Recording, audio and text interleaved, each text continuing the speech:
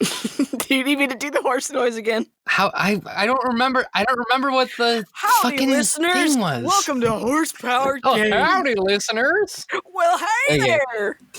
Seen you just walked in from your little Well, hey there. Well, hey there, listeners. It's me, Horsepowered Game.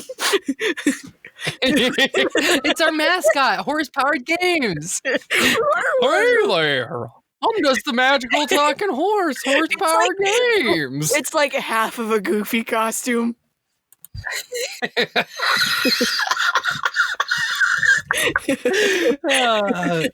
Anyway, we're going to use up all our fun before the episode starts. Okay.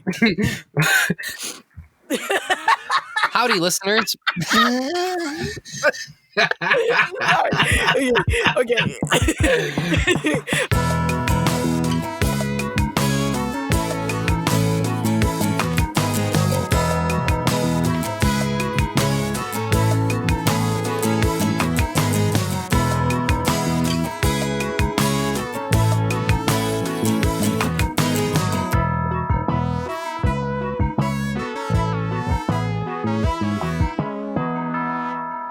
Howdy, listeners. Welcome to Horse-Powered Games, the show where horse is the name and car is the game. I'm the guy that wrote that quote of quiz, Ben.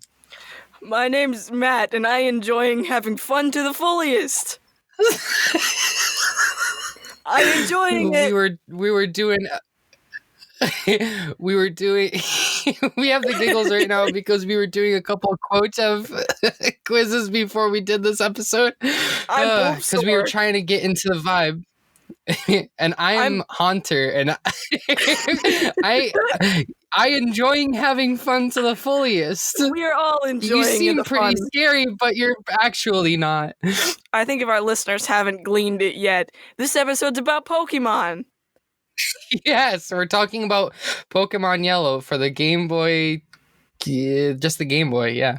Game Boy game. Game Boy game. Everybody knows about Pokemon, but the original Pokemon came out in 1994 for the Game Boy in Japan. It was red and green. 2.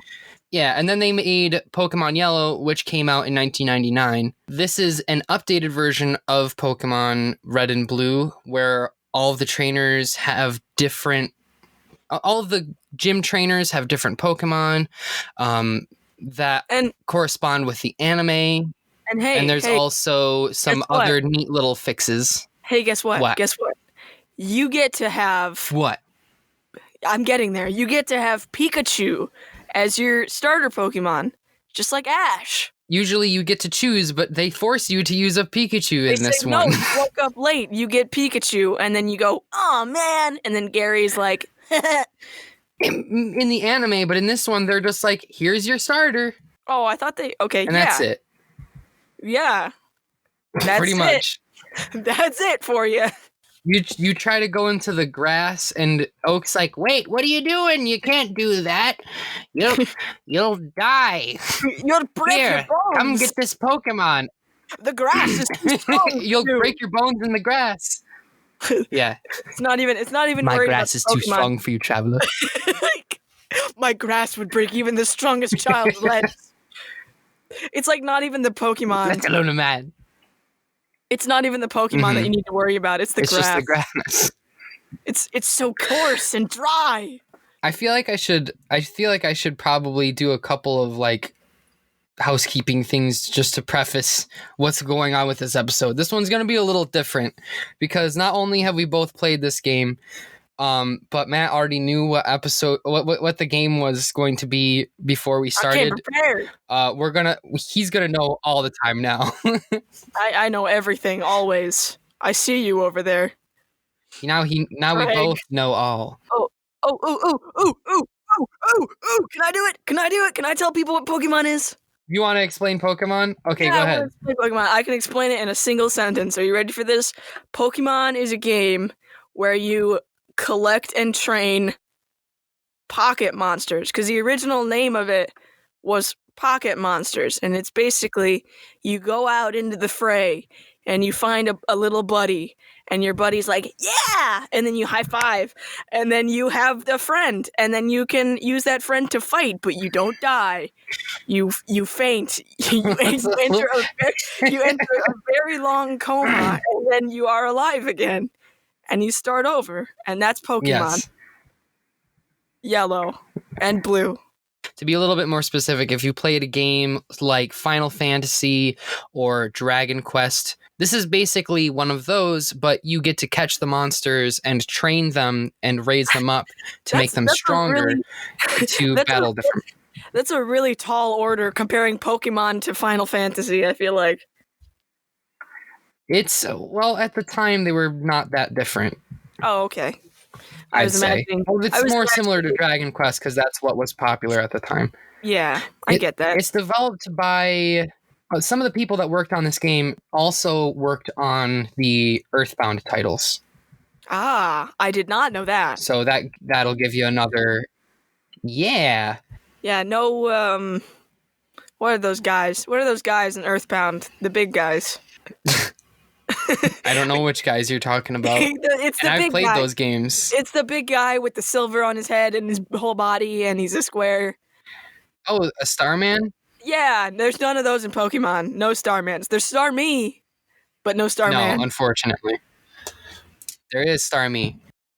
And Staryu and Starwee. So the Pokemon that you catch in this game, you can't like ride them or anything like that. No, not really. Well, you could theoretically, but I'll get into that. There aren't any car Pokemon or anything like that. So this playthrough that I did was purely it was based on challenge runs that other people make for these games. Nuzlocke. So Pokemon has gotten pretty easy over the years. And so to combat that, a lot of people will do self-imposed challenges like Nuzlocke, where if one of your Pokemon faints, like Matt said, when they lose all their health, when they faint, they die in the Nuzlocke run. So Forever. And you also have to, you can only catch the first Pokemon that you see on the route. And sometimes there's a limit on like healing and stuff like that. I did a run where I only caught and used Pokemon that you're able to ride, and I call it Mountlocke. Mountlocke. So here's how it works. Mountlocke. Here's how Mountlocke works. Mountlocke is where you're only able to use Pokemon on your team that you would be able to ride. Now, of course, in the beginning of the game, you're not going to be able to ride these Pokemon. However, that's the thing. You're catching these Pokemon, and you have to use them up until the point that you would be able to ride on their back. Now, the way that you decide this, we actually have... I've created a tier list, and I'll post a link to it in the tweet where this... when this gets released. Check that out. It's pretty interesting. They have to be large enough for a 10-year-old to carry them on their back. And piggyback riding doesn't work. So like Hitmonlee and Hitmonchan, those don't count. Oh. It would have to be like a bird or like Bulbasaur or a plane whatever. Or a vehicle. If there was a plane Pokemon, there is, but not in this generation. What if the secret come out? You can ride the grass. Wow. You could surf it like a wave. I like that reaction. Just wow. What if though? I never thought of it like that. But anyway. So anyway, back to the rules.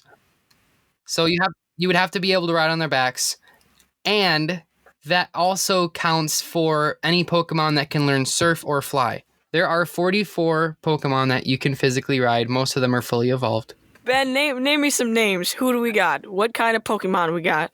Give me 3 from each tier so that people have something to actually look at the tier list for.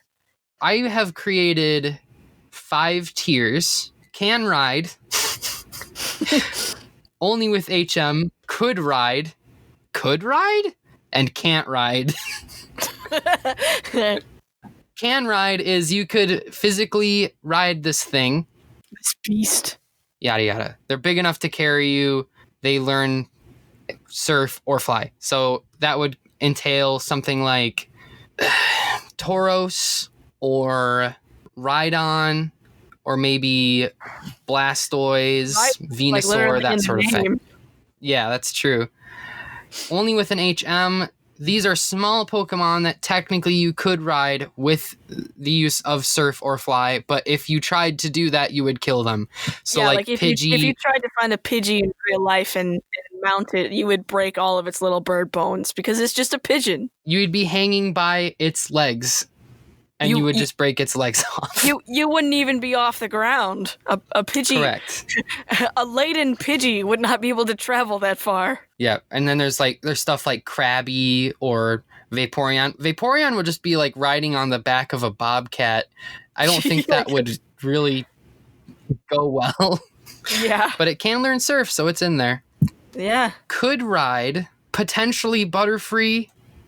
It has wings, but it doesn't learn Fly, so it doesn't count. Yeah.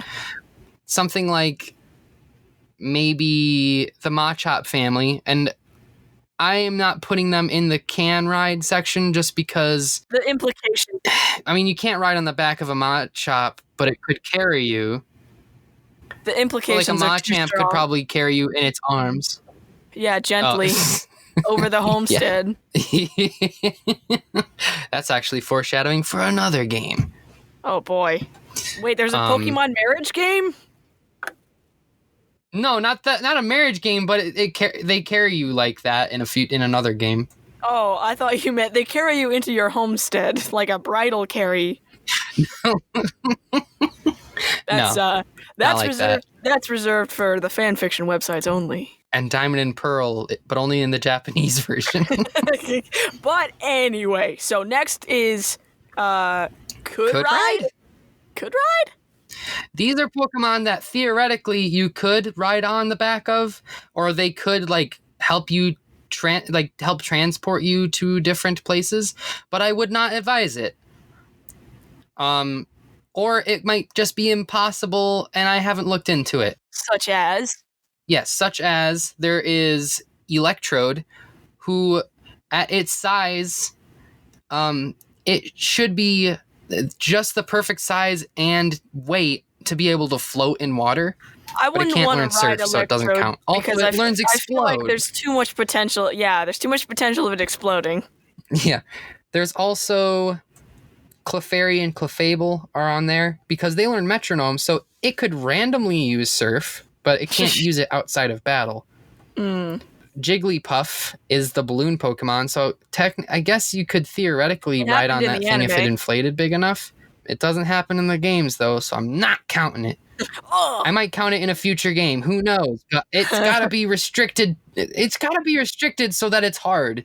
Yeah, There's the Abra family. They can use like teleport and stuff. They could probably make you like hover, but not in this game. So I'm not counting them. They just shoot you out of existence.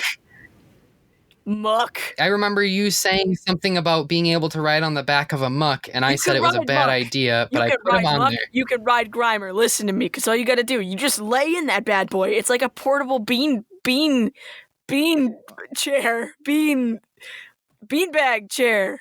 Except if I'm not mistaken, if you touch this thing, it poisons you. Something weird like that in Pokedex. I don't remember what it was. Cover it in like a cellophane before you lay on it. You wrap it in plastic before you ride on the back of it. The poison won't seep through the plastic. Trust me, I've done this before. Okay, I'll trust you. You're the resident Pokemon expert here. I'm the resident Muck Rider. Muck riding. But yeah, anything else, you can't ride it. That includes Mewtwo. This was made pretty late into the into the whole process for this episode, because mostly I've just been playing the game to kind of get an idea of what it feels like, because I've never played Pokemon Yellow until this year. Yeah. But I have now, and I played it with a team. Let me give you an example of a team that I used. Oh, please tell them the names. Oh yeah, and I want explanations for all of them when I get to that. But okay. I should also preface, you don't need to go by this guide to a T, but you can't use any of the Pokemon that are just legitimately not rideable or are in the could ride section because anyway, a couple of other rules I should mention. You can use one other Pokemon at the beginning of the game to help you with the first dungeon, but Is after it that, Pikachu? or not the first dungeon, the first gym, but after that you get rid of them. Is it Pikachu? No. Oh. I used a Mankey on my team. That's just an example. But I was using a Pokemon to help with the rock type gym because otherwise I wouldn't have gotten through the game. Okay. So if you have a situation like that, then that's fine. If you have a Pokemon on your team and you want to get rid of it, you can't get rid of it until it's fully evolved and you can ride on it. So for example, if you have a Bulbasaur on your team and you want to get rid of it, you have to have it fully evolved into Venusaur before you can get rid of it. Oh, interesting. Because otherwise it'd be too easy. That's interesting, yeah. Yes. You can catch Pokemon also if you want to like get the special items for filling up the Pokedex, but you can't use them. Unless you're using them for like TMs and So what's your team look like? My team.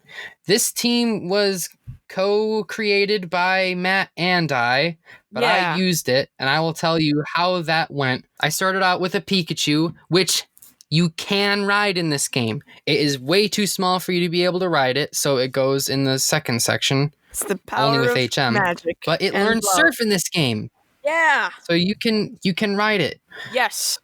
Yeah, a Surfing Pikachu. Technically, he brings out a surfboard. It still So would counts. we count that under can ride or only with HM? It still counts. Okay, then it is 44, not whatever I said before. All right, we named the Pikachu Gremlin. Gremlin. Gremlin is a Pikachu. Pikachu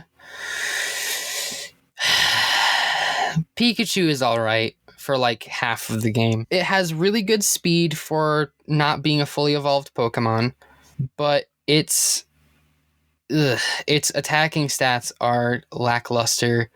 That's too bad. And that's the nicest thing that I'm going to say about that. Pikachu is an electric type, so that's useful in battle against flying and water types, which are very common and also very strong sometimes. Yeah. You could knock this thing over with a pail of water. Its defense stats are really bad. As a special attacker, it's not great either. So let me actually pull up what its special stat was in this game. For those of you who don't know about the original Pokemon games, special was a stat, not special attack or special defense. It was just special. So the way that it was able to take special attacks also was the way that it dealt them, if that makes any sense. In Gen 1, its base special stat was 50. So I don't think I even cracked 100 in special attack when I used this thing. And this was my only electric type and the only way I was able to get rid of flying types other than another Pokemon on this team. But yeah, it's decent. It's okay. But something else I should mention about Gremlin is I never liked using it because when you send out Pikachu in this game, it has like a very low quality recording of the voice actress going, Pika! And I hated listening to it. It's even worse when it faints. Oh, that was kind of one of the things I really liked about it. It's okay, but now they do it for every game starting from Gen 6, and I don't like it. Yeah, true. I miss when I too do miss when Pikachu was just like It was like yeah, exactly. That's what I said. We made the same noise.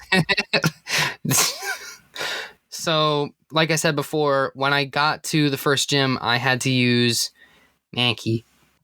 Mankey is a fighting type, and I didn't nickname it, I don't think. Mankey. Disposable Mankey. Oh, I like him though. He's really good. He's the fastest He's the fastest fighting type. Mankey, Yeah. but on fire. Mankey down a hill. Mankey burn. Mankey would be that love wife, kill wife meme. Ride Mankey. Life good.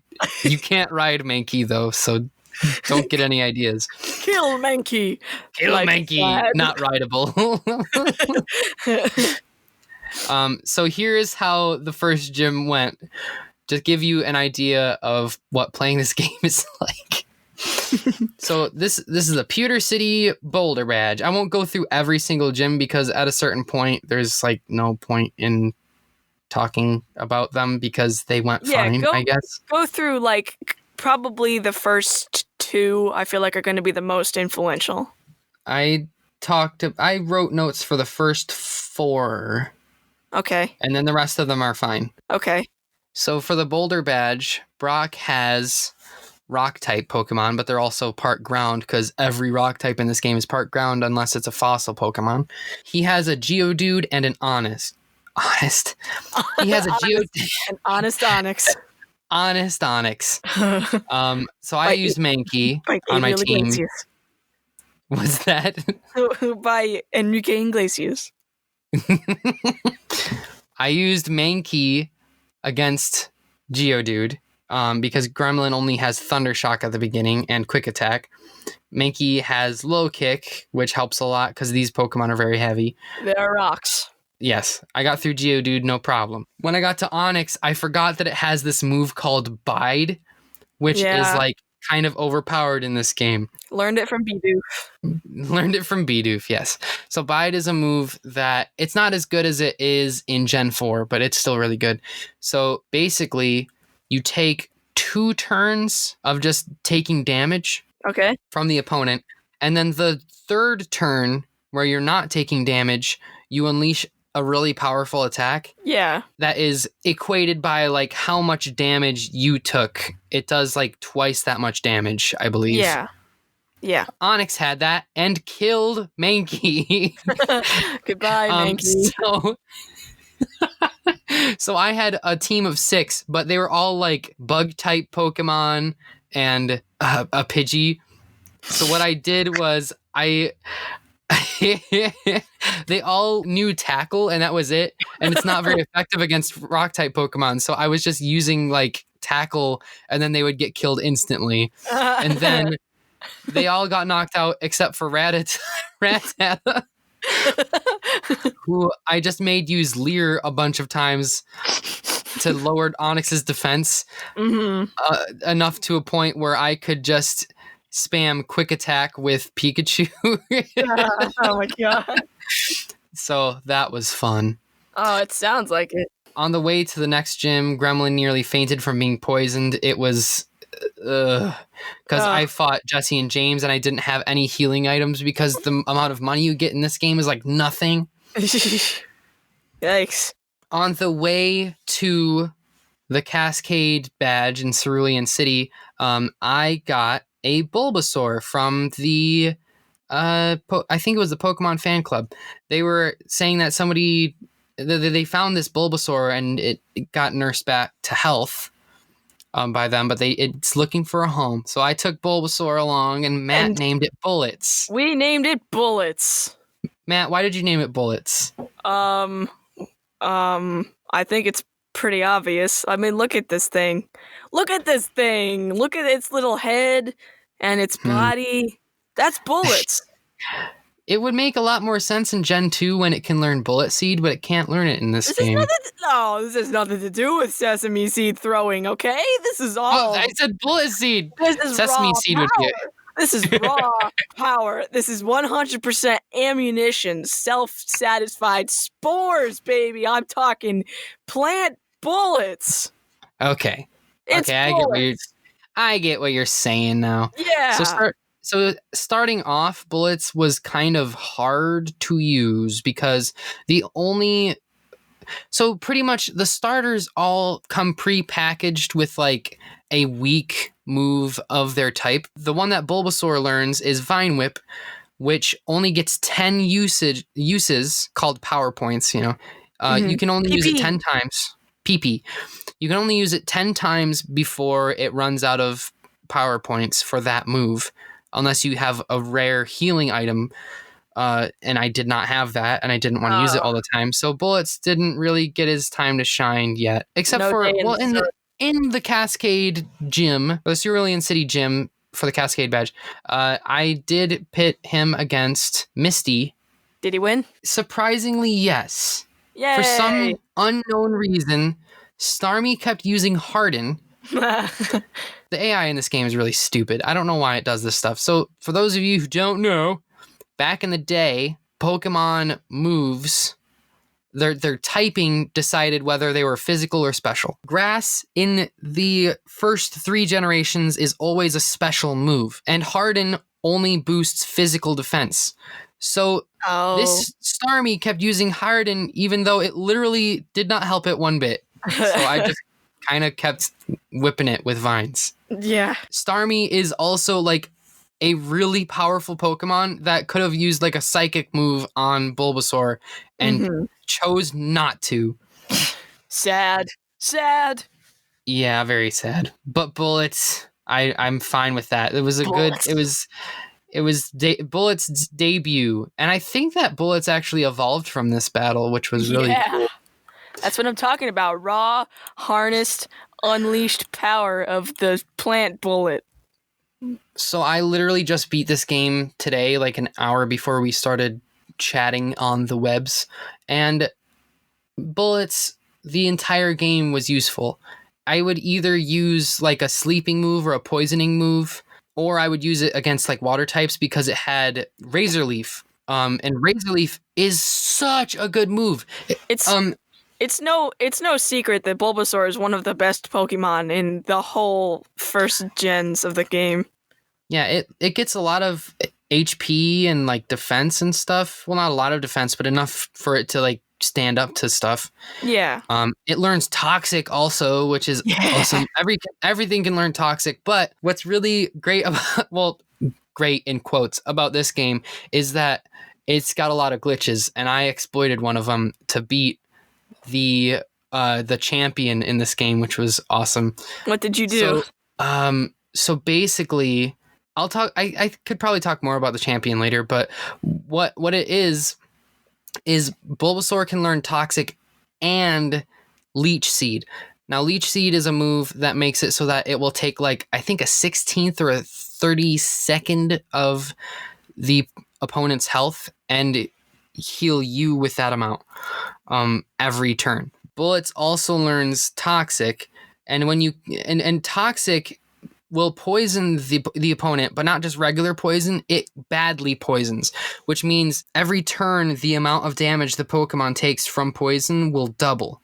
Nice. What happened is if you use Leech Seed and Toxic, you will be able to get double the amount of health back from Leech Seed every time. Nice. But it also takes poison damage. Yeah. So it'll just tear into stuff. It's awesome. I used it to help me defeat Blue's Jolteon. Okay. And it was really cool. But anyway, I just love Bullets. It was one of my favorites. I should have kept Sleep Spore on it, or whatever it's called. I don't know why I didn't. I gave it Toxic for some reason, and I never used it, but I only wanted to use Toxic because of that exploit I just told you about. Yeah. And it was useful once, and that was it. After the Cascade badge, I was having a really hard time because I actually made this team ahead of time, which was probably a bad idea. I didn't put a lot of thought into it because there were a lot of like bug types and grass types. Yeah. That I just could not do anything against that would be like very effective other than just using like tackle and stuff, and it just wasn't helping. So the Bullets and Gremlin were both getting really over leveled at this point as well, and just not doing that much damage. So what I did was there was a Charmander that I found in somebody's house. I didn't write notes for this, but somebody gave me their Charmander. Somebody gave me their Charmander. Yeah, gave. I also needed it to take out. They gave it to me. I also. I promise. I would never steal a Pokemon. I'm not a member of Team Rocket. Team Rocket, you stole it. But anyway. So I got this Charmander not only to take care of those Pokemon, but it could also learn Dig. It was the only Pokemon that I had at the time that could learn Dig, and that I could also eventually ride on the back of. Because there is... Lieutenant Surge is the electric type gym leader in Vermilion City. Electric type Pokemon are only weak to ground type moves. To give you just an idea of just how Charmander was, he was good. It was probably the only... It's probably one of the only good fire type Pokemon in this game. There aren't very many. A lot of them are bad. Well, one of them is bad. I'll get into that. I should have just left Charmander on this team. Even when it was a Charizard, just left it on my team because it was an asset. Charmander eventually evolved. Charmeleon, Charmy.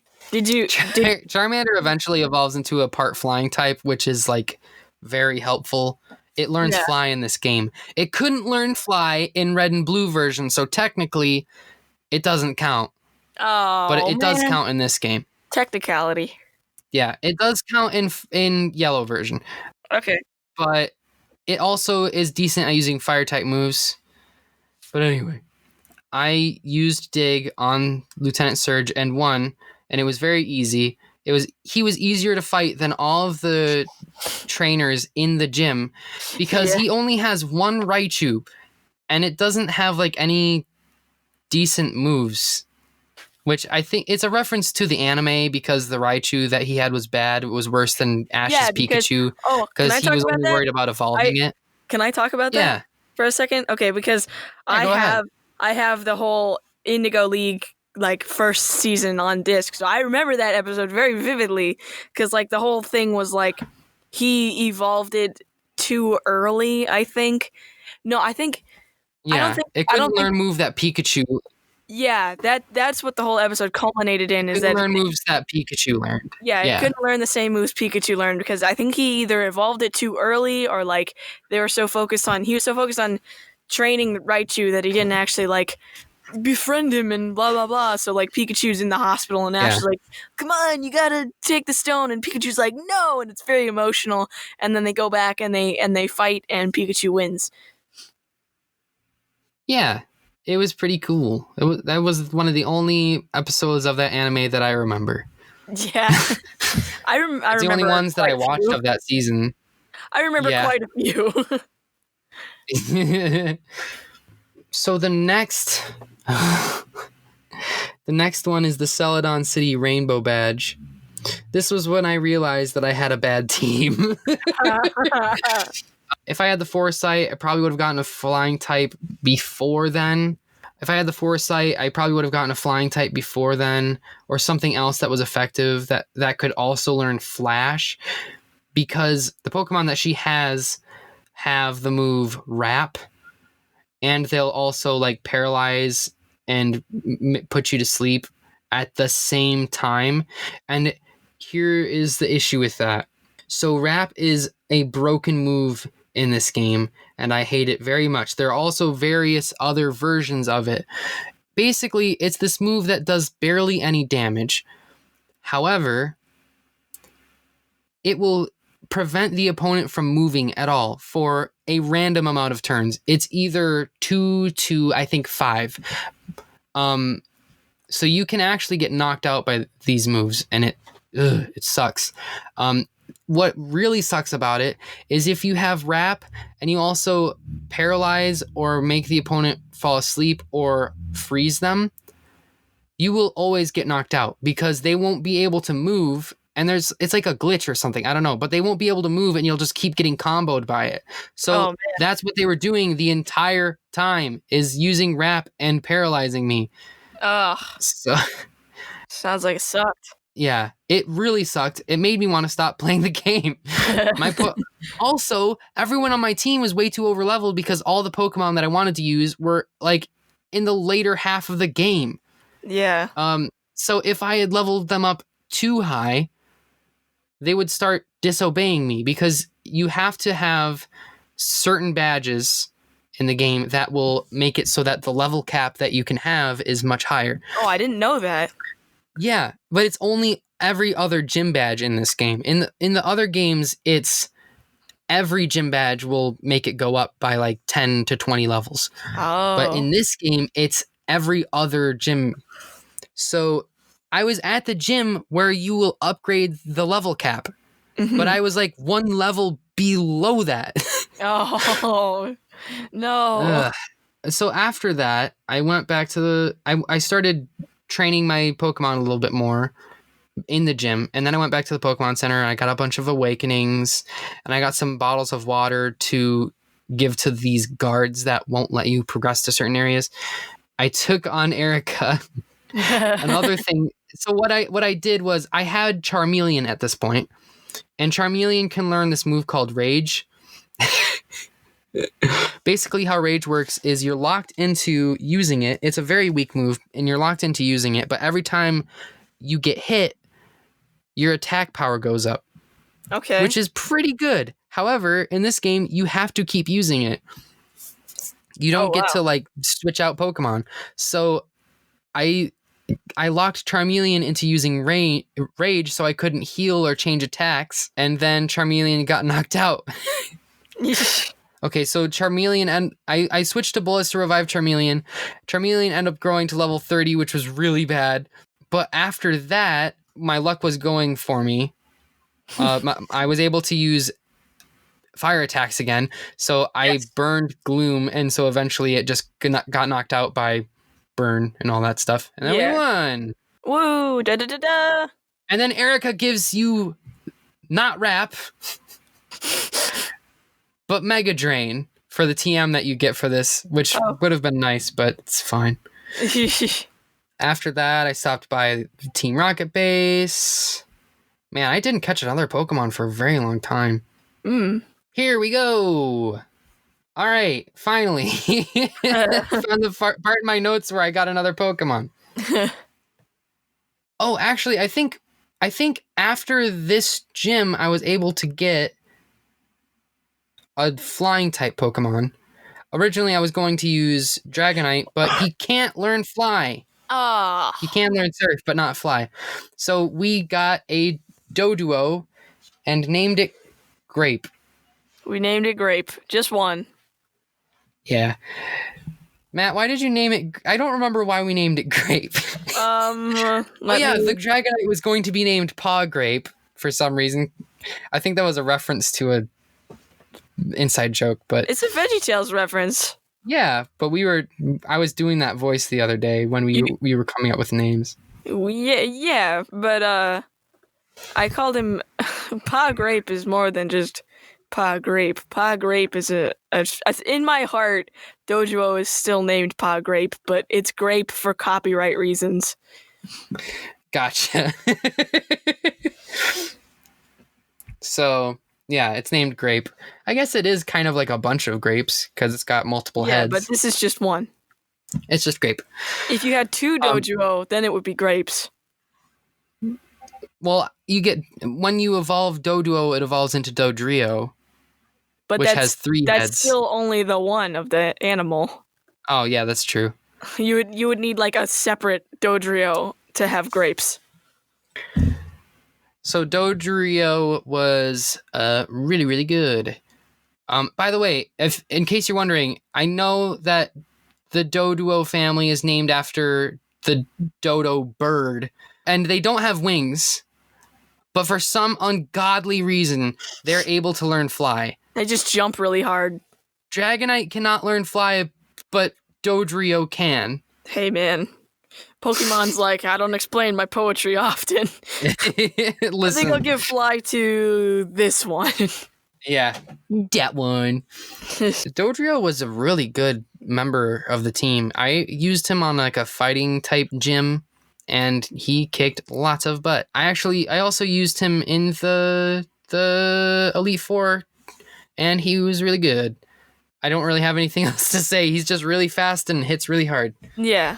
So after that, I was able to catch a horsey. I had been trying to catch this goddamn horsey for the entire first half of the game. Here's the thing. You can't catch him. No. I tried.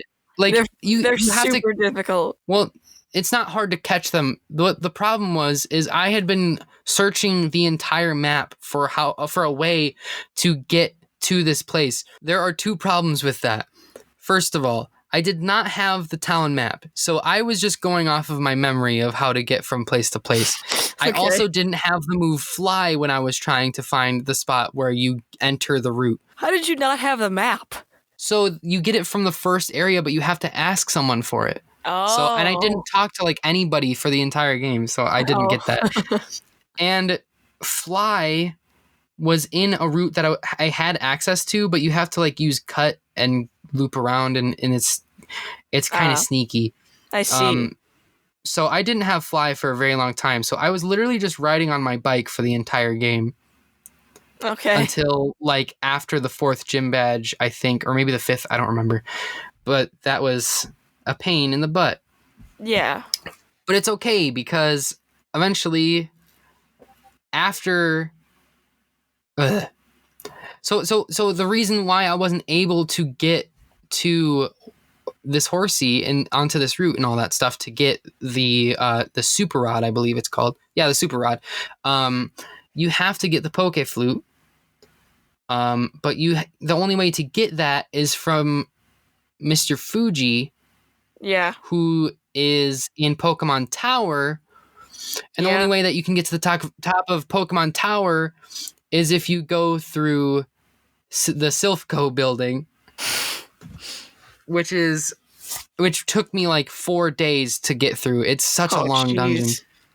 Yeah. Well, I also was trying to figure it out by myself, and I only usually have time to play these games on my lunch breaks. Right. Or I'll play them late at night. But this I was just playing during my lunch because it's a handheld game. Why not? So it took a very long time, and eventually I was like, you know what? Screw it. I'm gonna look up the order of how to get through this. The reason why it takes so long is that it's filled with these little teleport pads. Yeah. And you have to go through them in the correct order. Right. I don't know if you remember that. Yeah, I do. I mean, I remember it from other games. I never got that far in Pokemon Yellow. Farthest I got in Pokemon Yellow was like the first gym. Yeah. So, yeah, that was kind of an ordeal. But I got through that to get the Sylph Scope and completely kicked Giovanni's ass. Yeah. By the way, with Bullets and Gremlin, they're a tag team. Tag team duo. They're the best. At just fighting, flying, and ground types. Attacking. Yes, and killing. Yeah. So I was able to get to Pokemon Tower after that, or through the whole thing to fight the Marowak. That's the little Cubone's mom, which is really sad. Yeah.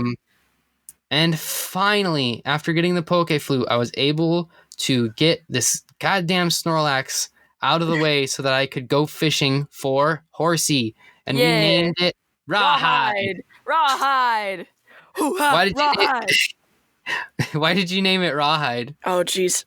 I actually can't remember, but I remember in the process of me coming up with names for these, I was referring to the names for derby horses, which are generally, they're generally a little out there, a little strange.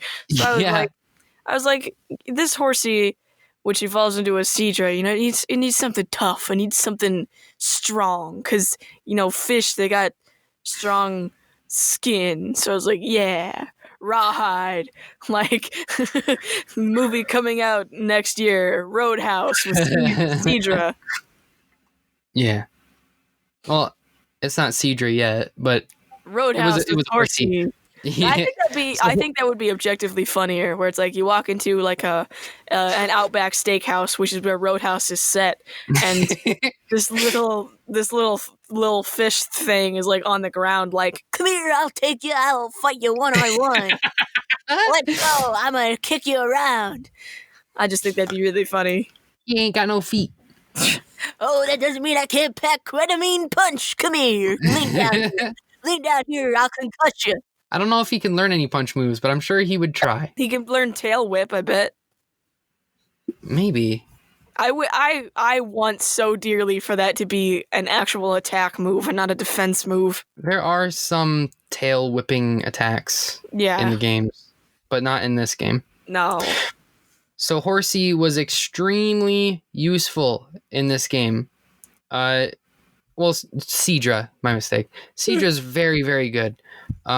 It's pretty fast, and it's got decent special. It's not as good as it is later on in the series because it can learn more moves and it has a better ability and all that stuff. But it learns Smokescreen, which automatically makes it good. Yeah. Smokescreen lowers the accuracy of moves.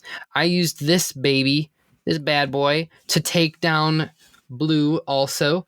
I spammed Smokescreen at his Alakazam because I didn't have anything that could take it out, so that it wouldn't completely wipe out my entire team. But it also learns Surf and all that, and that's a good move. Yeah. It also learns Ice Beam, which I used to take down the Dragonite owned by Lance. And that took me a while, so that was good. Yeah. I'll get into the Elite Four in a bit, but it took me a very long time. Okay.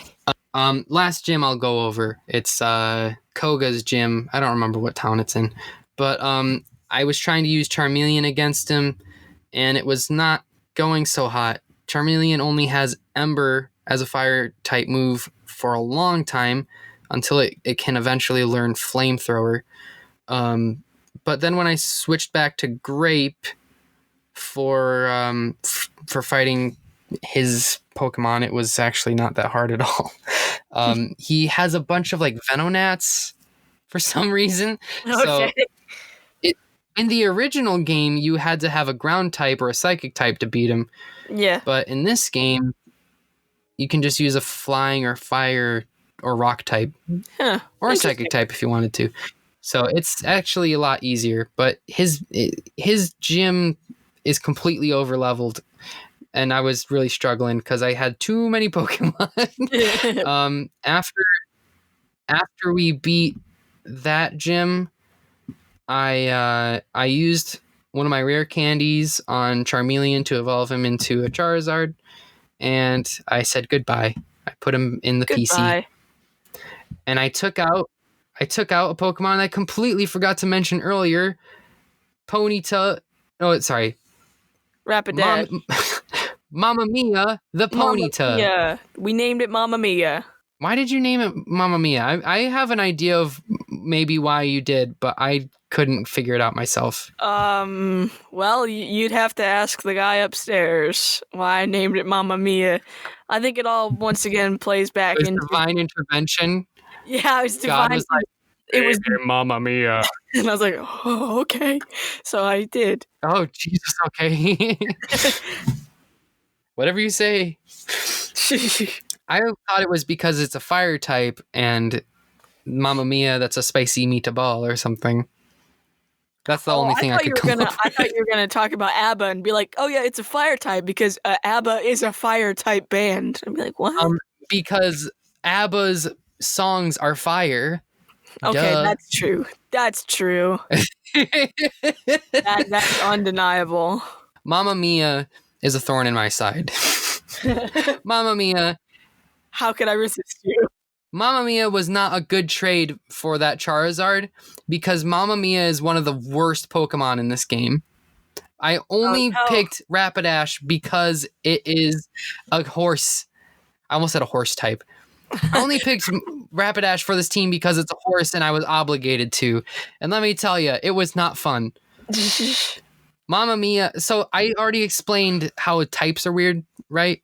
So here is why Rapidash is a bad Pokemon in Gen 1. Like I said before, certain types are either special or physical. There is no sharing of those attack types in this game. They changed it in Gen 4, which was like 10 years later.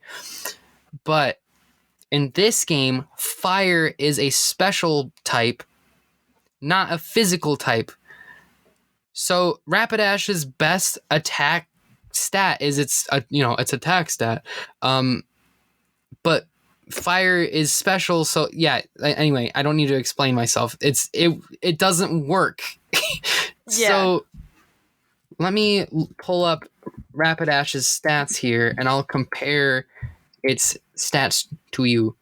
So its base attack stat is 100, which is pretty okay.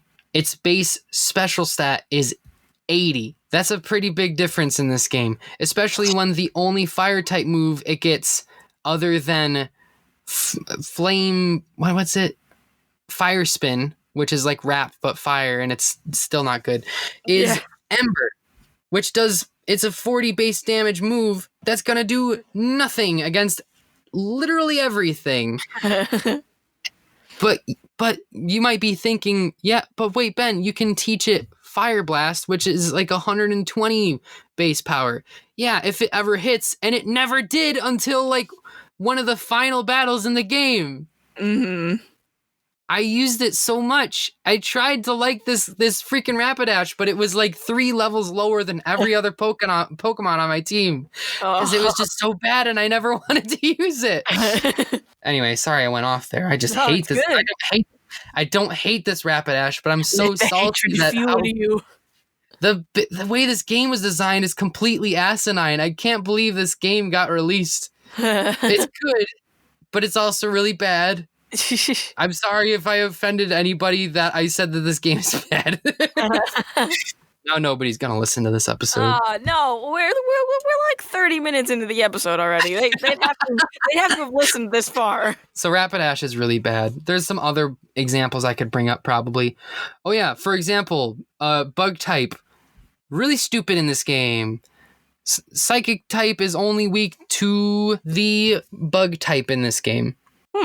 And there are 2 bug type moves in this game. Only 2. Oh man. And they both do like nothing. So most of the bug types in this game are not really that great in terms of physical prowess. And the only really good bug types that there are don't learn any bug type moves. They learn like fighting type moves for some reason. So bug boxing. So here are your 2 methods of fighting against psychic type Pokemon. You've got Jolteon, who can learn a bug type move, but it's a 2 to 5 hit move that does like 14 damage per hit or something like that. And also Jolteon's physical attack isn't very good. Or you can fight with a Beedrill, who is weak to psychic type moves. Of course. And it's also not faster. It's not faster than Alakazam, who's way too fast. So yeah, this game's bad. It's poopy and bad, and I'm so glad I'm done playing it. Anyway, the last Pokemon, speaking of poopy and bad, the last Pokemon that I caught was Winston the Tauros. Winston. I love this guy. He's not poopy and bad, but the methods of catching him are. Winston is super, super good. Yeah, that's why he's called Winston. Everybody wants to be him. They do? Which Winston are you referring to? Winston the Tauros. I'm referring to, the song where it's like, I want to be Winston. That's this guy. Oh, I don't know that song, but you know what? Oh, it's like a really popular TikTok thing, but in like a year ago, but that's okay. I don't use TikTok, so I wouldn't know. The gorilla? Yes. Everybody likes him, and I named this guy Winston because they're like brothers. That's great. Yeah, tell me about the stats. Let's go to the stats, Ben. Why don't we go to the stats for this guy? Yeah, let's talk about Tauros. I love this guy. Tauros is very fast, has a lot of defense, deals a lot of damage. It can cause earthquakes and create tidal waves and breathe fire. Wow. Yeah. In future games, he can use dragon type moves also. I love him so much. Here's the problem with Tauros. I sat down at lunch trying to catch this guy for days. It was almost weeks that I was trying to catch this guy. Oh, man. It took so long that I was worried that I wasn't going to beat this game in time to make this episode. Ugh. The problem with catching Tauros is you have to catch him in the Safari Zone. Now, here's how the Safari Zone works for anybody that doesn't know. In the Safari Zone, so usually when you're out catching Pokemon, you have to damage them with your moves and get their health down decently low so that you can throw a Pokeball at them. And whichever Pokeball you use will determine like how effective capturing them will be. In the Safari Zone, you don't get to use Pokemon. You either throw bait or you throw a rock at them. And it doesn't, Right. neither of those deal damage. Right. And you only get to use Safari Balls, which you get 30 of, I believe. And they're all equally effective. I think they're as effective as a Great Ball. Yeah. Yeah. Tauros is really hard to catch, first of all. Extremely hard to catch. And to top that off, you throw the bait if you want to get them to stay longer, but it's harder to catch them. But if you throw a rock, they'll be easier to catch. So this guy is also, not only is this guy really rare, but he'll run away in like the first turn. So I would throw bait and he would stay, but the ball would like break when I threw it at him for some reason. Oh. It would like miss or something. And I'm like, what? Excuse me? That's not how it works in the other games. Right. So that was frustrating. But if you throw a rock at him, obviously he's going to get pissed and run away. I'm surprised he didn't try to kill me. This guy is very strong. Mm-hmm. I have seen him. He's so big and muscular and scary. He's got horns. Yeah. He's got 3 tails. Like a bull of some kind. Yeah. Yeah. I would just sit in my lunch break, walking around in the grass, waiting for one of these guys to catch up. I'd throw a Safari Ball. It would shake once. He'd break out, and then he'd run away. Oh. And that would happen for an hour. Oh, God. Every day. Oh, no. And I was going insane. Yeah, I would be too. So it was not enjoyable. But I was determined to have this guy on my team. There isn't any special fancy story about this guy. I just threw Pokeballs at him until I caught him. One night I spent like 5 hours trying to catch him. And then finally I did. And that's it. Tauros was my go-to for just like taking out psychic types. I taught it strength to push boulders around. I taught it stomp. Nice. To like, stomp is really great. You can make Pokemon flinch with it. I think the rate of the chance of it making Pokemon flinch is like higher in this game. Yeah, the flinch rate is like higher in this game. So I would just like keep stomping on guys and they wouldn't be able to touch me.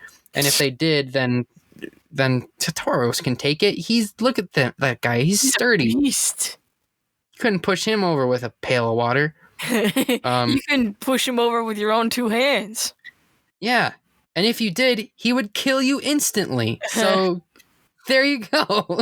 Yeah. I also used it for Earthquake because there are electric types in this game and I don't have any good way of dealing with them. It's also good for going up against Ninetales, who has very high special stat. So if you try to use a water type move on it, it will be able to take hits. So very reliable. I love him very much. I guess that's all I really have to say about Tauros. All right. I did use him against he was the other Pokemon that helped me take out that Jolteon, because otherwise it would just use Thunder on all of my Pokemon and hit every single time. Yeah.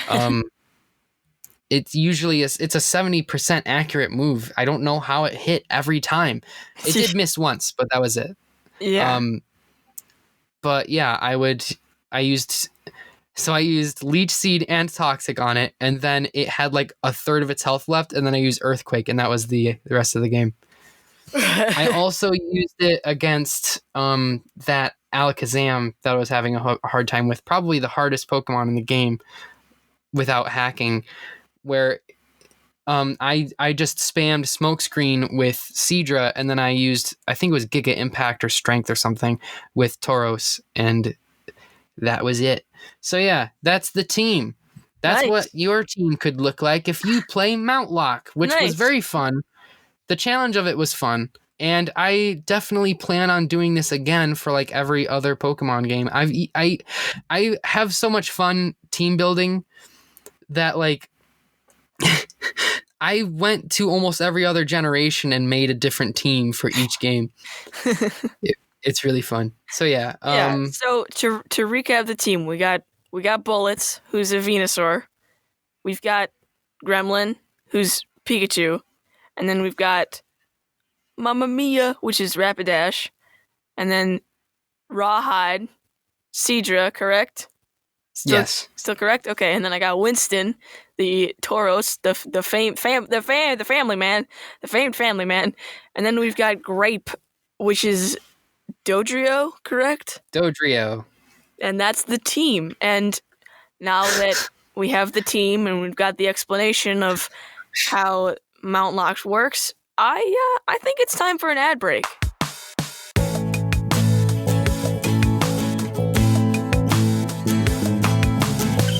Hey guys, thanks for listening to the show. If you like it so far, be sure to follow us on Twitter at HGPPod and like us on Facebook and subscribe wherever you're listening to us to get updated for when we put out new episodes. And hey, share this episode with your friends. The best way for your favorite podcast to get more views and listeners is through word of mouth. And plus, more views means we'll be able to make additional content like websites, YouTube videos, and just fun little highlight reels of our favorite moments and yours from the show. With that said, enjoy the rest of the episode. Thanks for listening.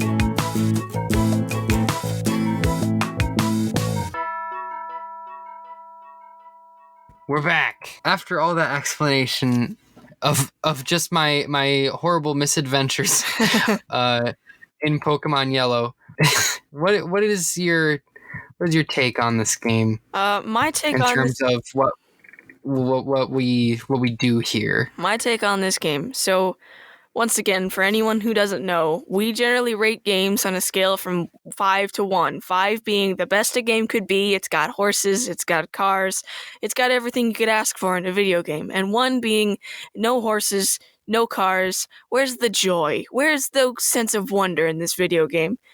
Now, with this particular game, the rating's got to be a bit different because the rating has been set up for games that are more linear in a way, which I know sounds crazy when I'm comparing it to a Pokemon game, which is probably one of the most linear series of any video game. Well, you can do the dungeon, you can do the gyms in this game out of order.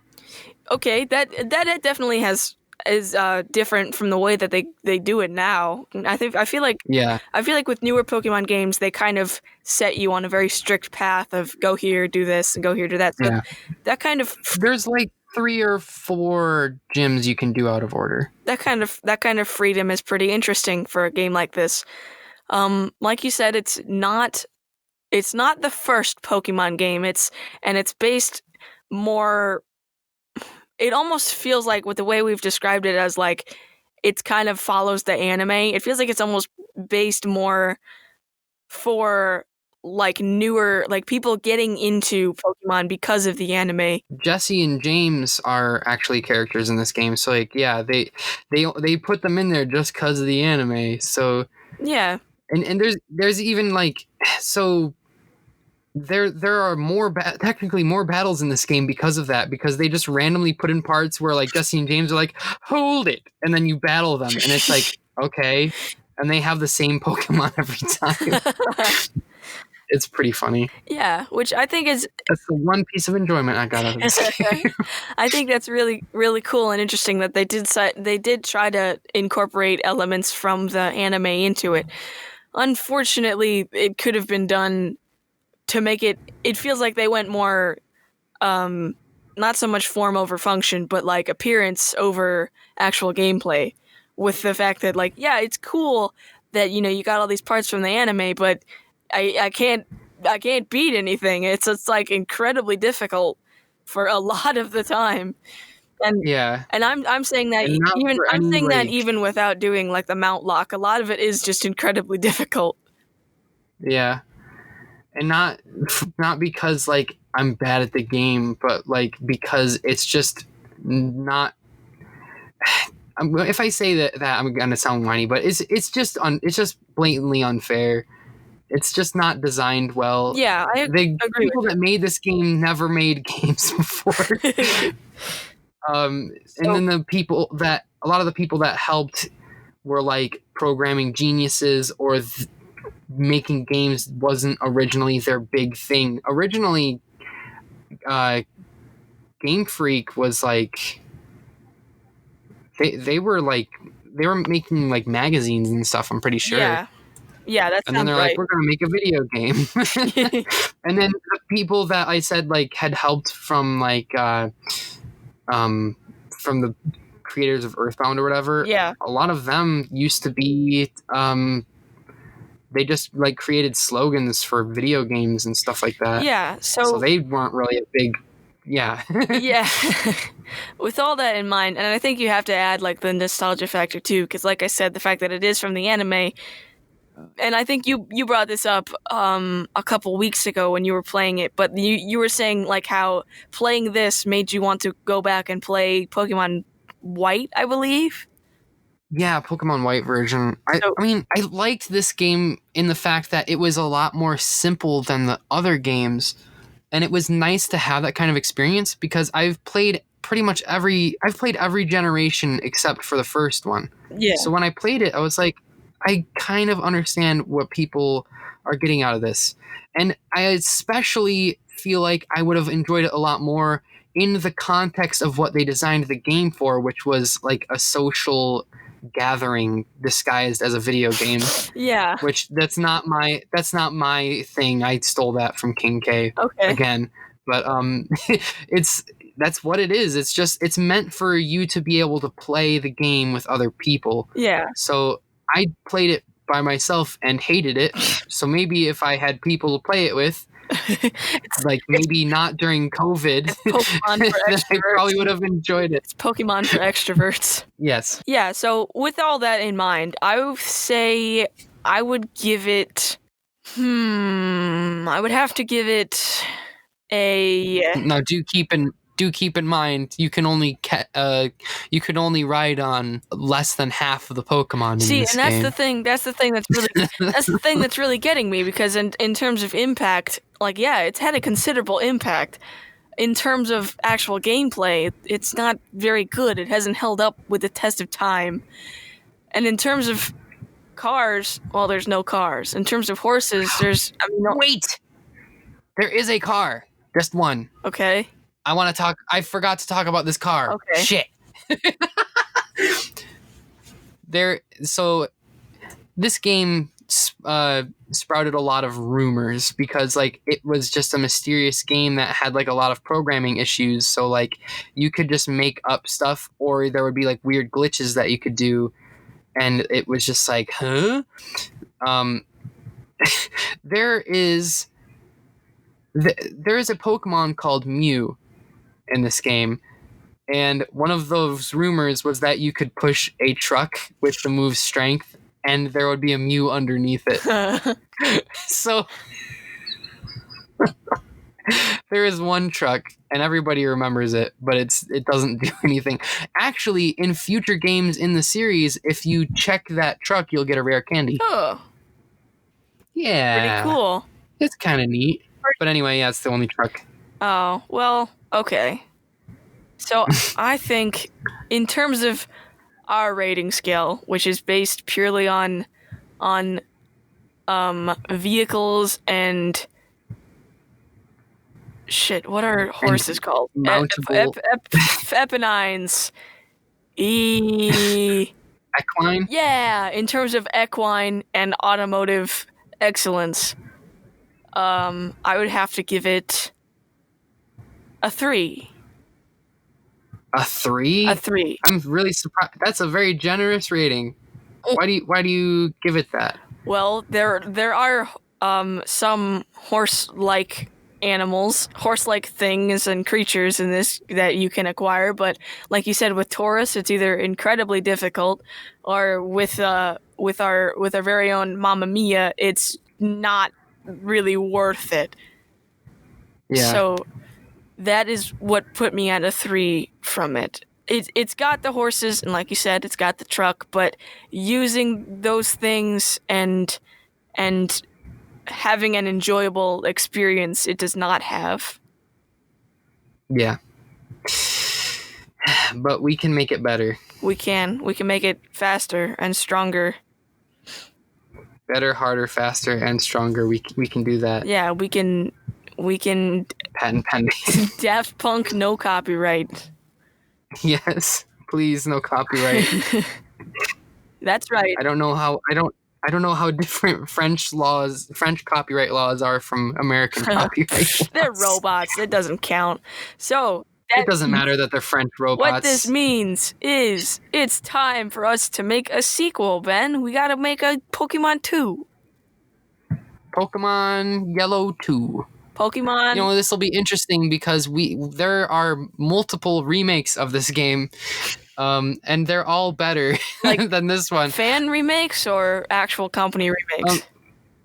The Pokemon company, not of Yellow, but of this generation of games. They created Fire Red and Leaf Green for the Game Boy Advance, which was the same. It uses the same engine as Ruby and Sapphire. I see. But it's for Red and Blue. I see. And then they also just came out with Pokemon Let's Go Pikachu and Let's Go Eevee, where you can start with Red starter or Blue starter, but depending on which game that you get. So like something I saw many years ago, which I thought was kind of funny and relates to this, was I was on eBay at one point and there was a cartridge for Pokemon Yellow that was on sale for like $250,000. Oh my god. It was like very high price, and I was like, that's actually what made me go, wow, I have Pokemon Yellow. I could be a millionaire if I set it on eBay. You know, I didn't even check if it was like sold or anything. Yeah, I mean, I played it on my 3DS. Yeah. Which I bought for like, I got the game for like $15. Yeah. So like, who's laughing now? Yeah, I think that person on eBay might have been a little outpricing it. I wonder if anybody bought that copy. Me too. I haven't checked. I looked like 4 years ago. But anyway, let's talk about sequels. Sequels. Is there any information I need to know before I start crafting my creation? We did actually start talking before this episode about a couple of things. Let me see if I can pull up my notes here. So we were talking about other Pokemon media. Yes. And one of the things that I brought up is Pokemon Adventures Volume 7. Yes. Yellow. There is a character in the Pokemon manga. Yes. Named Yellow Caballero. Let me get my copy of it out. All right, I've got Pokemon Adventures Red, just so everyone is aware. I have this copy. It's the only piece of the manga I've ever read, and I can't find it. She is a girl disguised as a boy for some reason. I don't know. Pokemon logic. She's so she wears like a little sun hat, a little straw hat, with like this orange shirt dress thingy, and these giant purple boots. I'll send you a picture. Okay. Can you send our listeners a picture as well? Yeah, here's the picture, guys. All right. I hope you're all. You can only see it if you're a patron. Please subscribe. We don't have a Patreon yet. I'm just kidding. Subscribe to our Patreon to get pictures of Pokemon Yellow main character. Yeah, okay, so Pokemon Yellow. I'm just gonna keep calling her that. I know her name is Yellow. It's so much funnier. Please, Pokemon Yellow was my father. Call me Pokemon. Okay. So she's got a little bit of a interesting color scheme. So her hat, her sun hat, you can only see the brim of it, so it just looks like a big potato chip. She's got kind of like a cloud haircut, cloud stripe haircut, and then some kind of tactical tactical blacksmith apron and long sleeves for OSHA protection. Here's what she looks like without her hat on. She's got a giant ponytail. Oh, she's got a big ponytail. All right. That all makes sense. And that all checks out. And that's all. That's all I have to add to the matter. Yeah, that's all you need to know. Okay, so with that in mind, Pokemon Yellow. Can I talk about like her like powers and stuff? Oh yeah, she does have powers, doesn't she? She has a power that was given to her by the Viridian Forest. That allows her to heal Pokemon. I think did you say that on the recording, or was that before the recording? No, we weren't. This was before recording. Okay. I should mention she owns 6 Pokemon that are on her team. Okay. She's got a Pikachu named Choo Choo, and she's a girl that has a flower in her ear. It's really cute. She's got a Raticate named Ratty, an Amistar named Omni. Wow, I think I see a trend here. A Golem named Gravy. Oh. Golly. A Dodrio named Dodie, and a Butterfree. Buddy. A Butterfree named Kitty. Oh, how cute. I like them.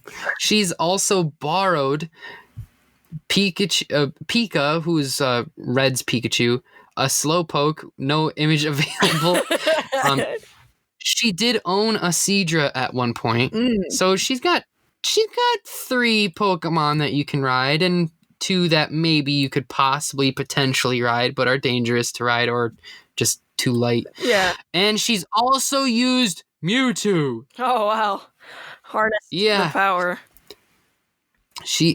I don't remember how that worked, but she had like she was like speaking to him telepathically or something to fight Lance. Okay.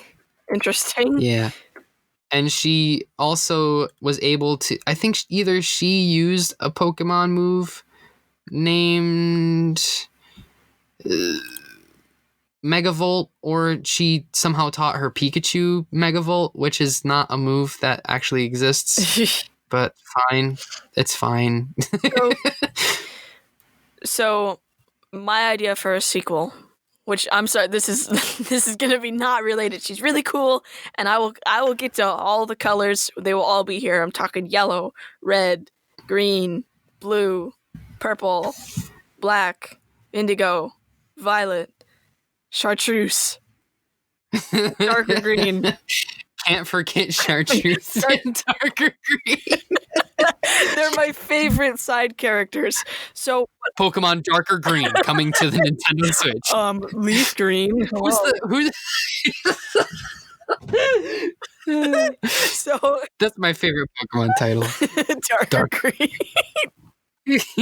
So what I'm thinking is, since Pokemon Yellow very closely followed the anime, I'm thinking we make a sequel that follows the movie Pokemon 2000, which actually came out a year after Pokemon Yellow. Oh shoot, they just made a remake of that recently. Oh, I don't want to hear that. Really? Well, I'm going to tell you anyway. I don't remember what it's called. Pokemon 2020. It did come out last year. Okay, it's called Pokemon Mewtwo Strikes Back Evolution. Wow, it's got 2 titles. Yeah. Have you seen it? I did not see it. I don't want to see it. It was... So this movie is literally just Pokemon Mewtwo Strikes Back. Pokemon the first movie, Yeah. Mewtwo Strikes Back. And but CG. What? Yeah, I don't know if they just ripped the sound from the original. What? But What? it's just a shot for shot remake in CG. No, why? What was wrong with the original? Why does Ash look like that? Why does he look like a plasticine doll? I don't want them to be. They all look I don't like want that. them to be real like that. Why do they look like that? They don't even look real. So if anybody has seen like advertisements for the Pokemon trading card game, imagine like those, but for an hour and a half of just animation that looks like that. Listen. Who is making this movie? Listen to me, guys. I know you all want to be. Toho made it. Toho. It was released by Toho. Wait, actually, it was animated by OLM's 3D unit, but it was released by Toho, who created the Godzilla movies. I think OLM. I believe. OLM. I think I'm completely wrong about that, but yeah. I gotta tell you something. I know you want to be Lupin the Third the First. You're not going to be Lupin the Third the First, and here's why. Because you're not dealing with Lupin the Third the First. You're dealing with Pokemon. And they don't look like that. Why wouldn't you make them look... Okay, the thing with Lupin is they at least are human. Why would you keep the, like, mid-2000s anime style and just make them real? Why would you do that? Man, we're both getting salty this episode. Listen to me. Ash looks the way he does because he was made that way in 2 dimensions. You cannot take the face that Ash has with his archway eyes and his comma for a nose and then tell me that's going to look human when you put the 3rd dimension on it. It's not going to happen. It's like when people make realistic versions of Peter Griffin and Homer Simpson, but they keep the proportions and just make him look more realistic. Yeah, see, that's the thing is when you're making something in 3D, it's either you have to go more realistic with it or you have to go into full cartoon. You can't just be like, yeah, this is a regular human, and then slap paste on the anime face. That doesn't work. Yeah, you can put as many polygons into it as you want, but like you still need to remember that people have to enjoy looking at it too. I'm looking at you, cats. But anyway, so for my sequel,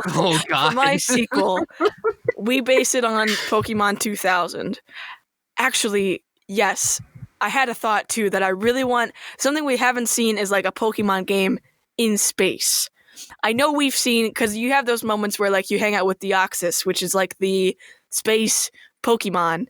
Actually, there's a really cool moment in, I believe, Diamond and Pearl, where like after you beat the game, there's like an extra thing where you end up like meeting Deoxys for like a couple of seconds, and you have the chance to catch him.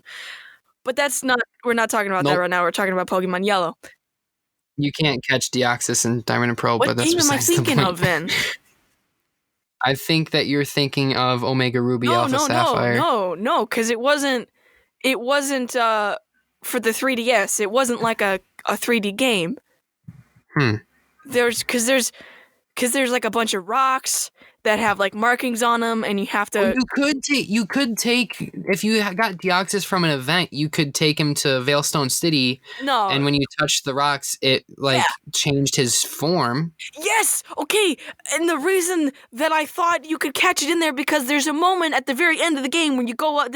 We're not even talking about the right game here, but you go up and you see Deoxys for a couple seconds. But anyway, it doesn't matter. Forget it. I'm talking about Pokemon in space. I'm talking floating region in space. You look out, you see the stars. Oh shit!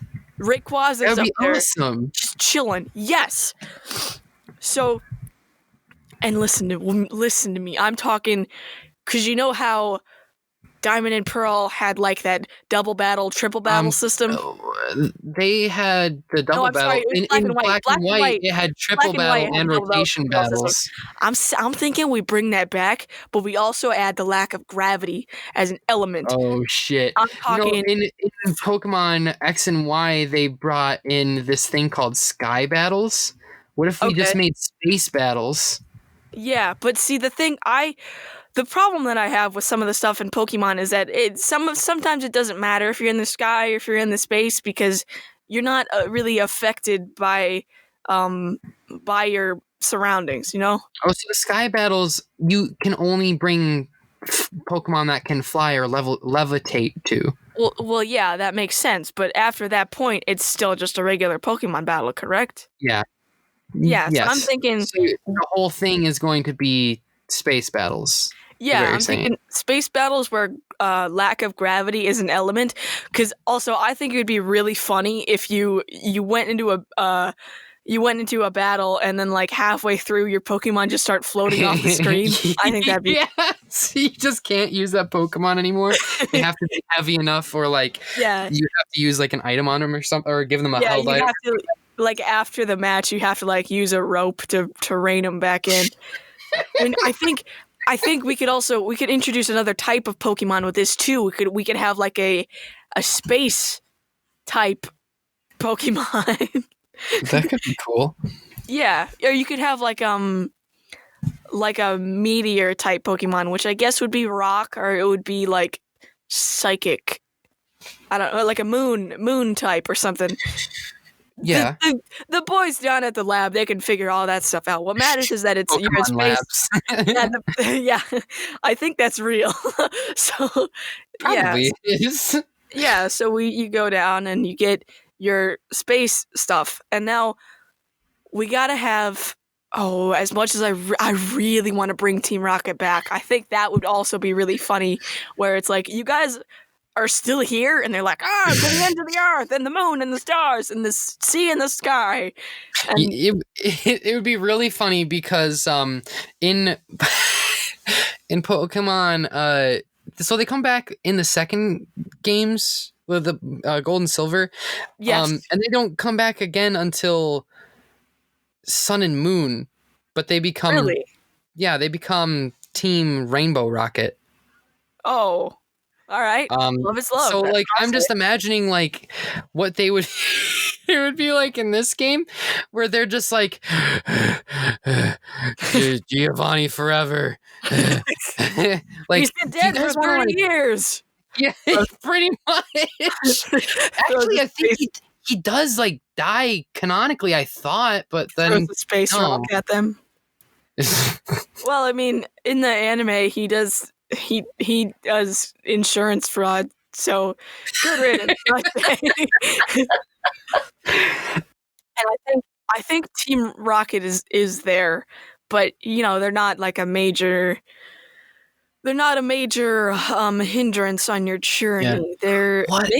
What's the main villain then? Because there's usually like an evil team in all of these games. I want to know what your take on that would be. The main villain, I think, should be some kind of empire. It's like some kind of war empire that like oh yes, no, I've got it. Okay, some kind of war empire that like wants to harness Pokemon blood to like fuel their ships. Oh my god. Wow. Yeah, I think that'd be cool blood? as hell. Well, that does kind of remind me of Team Galactic from Diamond and Pearl, but like to an extreme. Okay, maybe not so much blood. Maybe they just want to take him and. Oh, that's fine if you want to use that. No, that's too much. I didn't mean blood. I meant the whole Pokemon. I didn't mean just the blood. I meant all of it. So, like, just their energy, like from the moves that they use and stuff. Well, their energy and their life force. Oh, okay. So, and it's like in the Dark Crystal. Have you seen that movie? No. No? Oh, okay. Well, I have, but a very long time ago. But yeah, it's like the Dark Crystal. They take they take the life juice out of people in that movie and they make them just use it to live forever. Yeah, but I mean, they're just going to be using it for fuel. For fool. They're just going to be using it for fuel. So your task. Oh, I think I'm gonna pull on you. Something I really wish Pokemon, like the main Pokemon games, did is that they would Mhm. draw anything from the Pokemon Ranger games or like anything from Pokemon Mystery Dungeon. Because Pokemon Ranger, the first game ends with you like a ship is sinking and you have to like save Pokemon by capturing them. Um, Mhm. and it was really cool and it was really climactic. And I think something like that should be in this as well. I think since you're in space, it should be a little bit different capture system as well, where it's like you have to like you can do different things with it, like you destabilize their gravity, kind of incorporate more of the safari elements into the regular gameplay. Yeah. It's actually great that you've played those games because I have never, ever played one of them. Pokemon Ranger is really good. There's a second one where it's like something in the sky that I didn't enjoy as much. Plus the tutorial for it is like 15 minutes long. It takes a really long time to get into the actual game for it. So yeah, I different capture system in what are we calling this Pokemon space? I don't know. Pokemon Well, Meteor. is it going to be just one version or is it going to be two? Because you got to like have the trading and stuff. That's why they make so much Oh yeah, money that's off of true. them. Maybe we'll have. Oh, I've got it. Okay, one of them is gonna be. There's got to be two like legendaries, right? Yeah, Because yeah, like yeah. I'm getting in there. the, I'm getting there. I'm getting okay, there. okay, okay. So this one is gonna be called Pokemon Comet, and the other one is gonna be called Pokemon. What's another space thing? And they've got to be like similar in some way. Pokemon Comet, and Pokemon And Star. Pokemon Comet. Pokemon Star. Yeah, that could be good because like a lot of people thought there was going to be a Pokemon game called Pokemon Star version or Yeah, Stars version because Sun and Moon had come out and there were a bunch of leaks for a Switch game and it ended up being Let's Go Pikachu and Eevee. yeah. So give the fans what they want. Yeah, Pokemon Star, Pokemon Comet. And the reason I picked those names is because falling stars, which are actually, I believe, meteorites, are often mistaken for Meteorites, comets. yeah. So Yes. they go together like oobity doobity doobity doobity doo. So, yes, the legendary for Pokemon Comet, I I want to base it off of an actual comet. I think that would be dope as hell. But the only comet I can think of is Halley's Comet.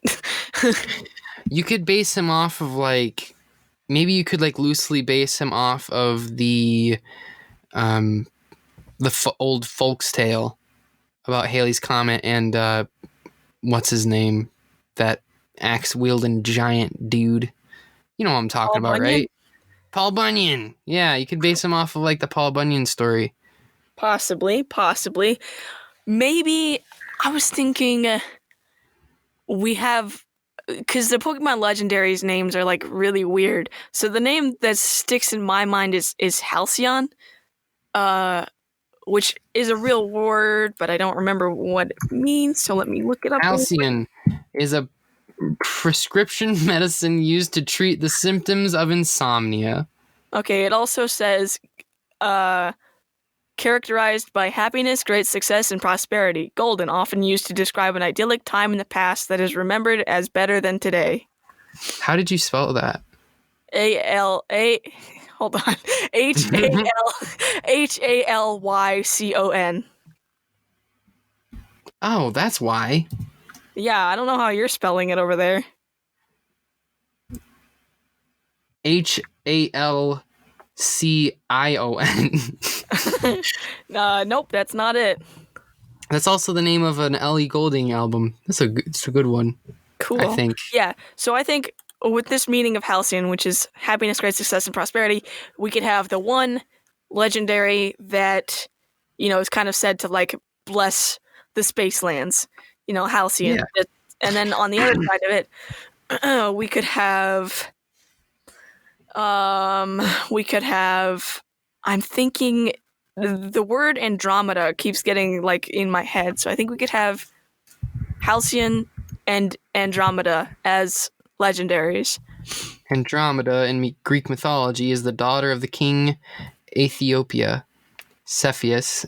Ethiopia? And it's spelled with an E, an A. Oh, okay. Cepheus and his wife Cesiopia. Okay. All right. All right. Let's get knock So it. that could be cool. People be like, "Ooh, Greek mythology." Yeah. Sure. Yeah, that's pretty popular now. It's pretty popping. Some games with it. So, But it's gotta be like a pun of some kind. Does it? I feel like it has to be because it's a Pokemon game. Well, actually, let me. I don't think Let me- Groudon is a pun. Is it not? No. I think Let me a check lot of Pokemon database. okay. I think the majority of Pokemon's names, of legendary Pokemon's names, are not puns, except for Wailord. I think Wailord is an outlier, and that's why you think they're all puns. Most of them are puns. At least in Japanese, they are. Oh, okay. I mean, Pikachu is even a pun. There's like in the first generation, none of them are puns except for Okay. like a few. But so I guess they don't have to be puns. Yeah. But I don't know. Okay, so back to what I was saying. So are these going to be like dragon type things or? I think they. Okay, I've got it. So Halcyon is going to be a rock dragon type. No, space Rock dragon. type. Space rock dragon. Wait type. a second. 3 types. So, what is it called? Heatigor or something. Something you can find in Diamond and Pearl in like a cave. It's like that rock fire guy. You know what I'm talking about? He's a rock steel type. I think it's named Heatmore. Yeah, Heatmore. That's who I'm thinking, but in space. So It's not Heatmore. That's an anteater. Let me look it up. I forgot his name. Okay. It's Heat. I think something. it's Heatran. Heatran, yes. So I'm thinking Heatran in space. He's a fire steel type. Okay. Heatran in space is Halcyon, and I think it's going to be, I think more rock dragon. It's not going to be a space type? Maybe the other one will be a space type. Yeah, that's... Wait, so Halcyon is the Comet one, right? Yes. I think it should be an ice dragon type then. Okay, yeah, that... Yeah, or maybe an ice rock type. Yes. Yeah. I'm we go. Now we're talking. Yes, I'm picturing some kind of like long, wavy, wiggly, white, orange, blue, fish-looking thing. That's Halcyon. And Okay. Andromeda is the star one. Andromeda, I think, would be in like a circular shape. Like it would have big arms that touch in a circle, and it would look like, and its head would be in the middle of it, and it would have legs that come down through the sides of the circle, and it would be Okay. and it would be yellow, and that's what I think Andromeda would look like. And Andromeda would be a fire space type? Yeah, fire space. Or like a fire poison type, maybe? No, fire space sounds right. Okay. And the way the type matchup for space works is, I think space and fairy types, they negate each other, so like there's no effect. But space is Space is strong against grass. Grass? Why Yeah. grass? Well, I mean, if you think about it, humans could technically be classified as grass types because we require. I would consider us to be normal types. Well, that's just prejudiced. So no, the reason why I think we're grass types is because grass is one of the types where it grows. Okay, maybe we are normal types. So I was gonna say, because you were saying something about oxygen, and I'm like, wait, but they create oxygen. hold on for the oxygen, because grass makes oxygen too.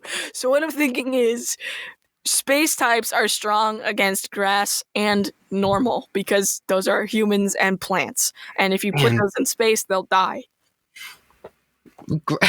I feel like space could be good against pretty much anything then, especially since like No, because did we make this guy dragon type? no. Okay, because dragon is strong against space type. I'm deciding it now. Okay. Oh, like Dragonaut. Have you ever seen that anime? No. Oh, it's this anime where maybe this could even work with the episode or the sequel, I mean. But like Dragonaut was this anime where pretty much these alien dragons fall to Earth in the future. They have like a human form, but when they turn into dragons, they have like a cockpit that you can ride in, and they're like dragon spaceship things. So it's like Transformers. I think no, it's like I don't know how to describe it. Okay, I think more, what you I feel like it's more like Power Rangers than. Okay, yeah, like in the Super Sentai. Okay, I gotcha. So yeah, okay. Yeah. There's no Earth in this version, but maybe it's like I think Halcyon would work the same way as like a comet, and it would come around like every so often and bless the lands. I just had the most genius idea. What's up? So you know how in the games you get like a starter type and stuff like that? Yeah. What if we follow suit with Pokemon Yellow and you just get assigned one? Okay. And it's sure. a baby version of either Halcyon or Andromeda. I don't know. They did that. They did something similar to that in Sun and Moon. You get a baby version of the legendary in those games. That's interesting. Yeah. Okay, yeah. All right, yeah, that can work with the story, because since you're carrying this baby of this legendary that's like very important to everyone on this space land, that's where you get the bad guys following you because they want it. They want to take it from you. Yeah, and it eventually evolves into like the version that is corresponding to whichever legendary, so like you either get Halcyon or Andromeda near the end. Yeah. When it eventually like fully evolves. Oh man, it would suck if it was like I didn't have any room for it, so I just kept it in the box for the entire game. And no, it's your starter. Okay, so the choices for starters. Let me think about this. Since we're on a space island and there's not the same environment you would get on Earth. Is it like a space colony type thing? Like just like a giant spaceship? In my mind, it's like a skyblock thing, but with a big dome over it. Okay. So it's like a big thing of grass and people, but there's a big dome over it. And they live there. All right.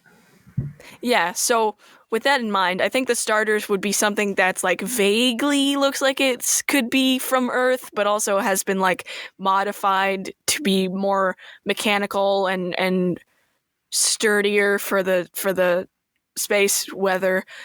So I think one of the choices for starters would be like a cube robot thing, and it would be Are they gonna be? They're not gonna be like the regular grass, fire, and water types, are they? No, I think it would be hot and sexy if we did something different with him. I want this one to be. I think it would be hot and sexy too. Like a let's see, a dark type, dark, a psychic, ghost type. Yeah, dark psychic, ghost, and like and maybe ghost. yeah, Psychic. something like that. Dark, psychic, and ghost. That would be sweet. What if it was a psychic, and a fighting type? Because fighting is good against dark, but weak against psychic. Okay, sure. Yeah, that works perfectly. So the psychic type is this cube thing, which I'm going to call Cubo, because I think that's funny. And the dark... It's funny. It made me laugh. The dark type would be... I want the dark type to be some kind of, like, vaguely dog creature. I think it'd be really cool if the dark type was just, like, a shadow of a dog. Oh, that would be really cool. Wow. Yeah, like a literal shadow. And for ghost, it's the ghost of your son. Wait, it wasn't. We weren't doing ghost. We're doing we're doing fighting. dark, That's right. psychic, and fighting. Fighting the ghost of your son. I hated that guy. I have some unfinished business with my son. Okay, no, fighting I think would be a rake. Fuck it, it's a rake. I was gonna say, what if it was just like a fighting robot, not like Mega Man, but like we already have the robot. We can't have two robots. Do, yeah. The psychic type's a robot? Yeah, the psychic type's a robot. The dark type's a dog. What if the psychic type's like an alien or something? And then the fighting type. So many aliens already. You gotta have something that stands out and is unique to the town you come from. Which the robot is unique to the town you come from. There's gonna be aliens everywhere. It's in space, Ben. Okay. Where was I saying? Okay, so the fighting type is a rake. It's a rake. Why is it a rake, though? Because that's the weapon you have in your community. What if it's like a laser sword that your community made, but it's like sentient? It's a sentient laser rake. Everything you say, I'm gonna put it onto a rake. It's a fighting grass type. Yeah. It's a rake. Yeah. Oh, can we do that? Yes. No, wait. Okay, yes. Yeah, no, we can do that. Okay, rake, fighting, grass. The robot Cubo, which is psychic, could be psychic fire because maybe it like runs on some kind of heat power. And the dog is water. Is a dark water type? Yeah, for some reason. Yeah. It doesn't have to make sense. It doesn't have to make sense. Okay, so we've got Cubo. It could be like near Mercury or something. Yeah, Mercury. It's like a. Oh, that's even like a space thing too. I didn't even mean that, but like it could be like a shadow at first, and then it could be like a shiny shadow later on or something. Yeah, like a little oil drop shadow. Okay, so the robot's name is Cubo. The shadow's name I'm gonna name Merkly, which is Merkli. Like Barkley. No, like Mercury, but with an L and an I. Okay. Yeah, this dog is like Charles Barkley. Absolutely correct. This dog's got jump game. You could. I'm sorry, I was just thinking of Air Buddy. Yeah. Oh. Yeah. His final evolution has like a baseball jersey. Yeah. So it's our game. We can do whatever we want. Exactly. And the fighting, the rake, the rake is called the rake is called Rake with a period after the name. So it's Cubo, Merkly, and Rake. And that's the starters. And you also get the baby Halcyon or Andromeda. Because they're They're our plot device. Yes. They've done this before, but Pokemon Company loves reusing ideas all the time. Yeah, So for real.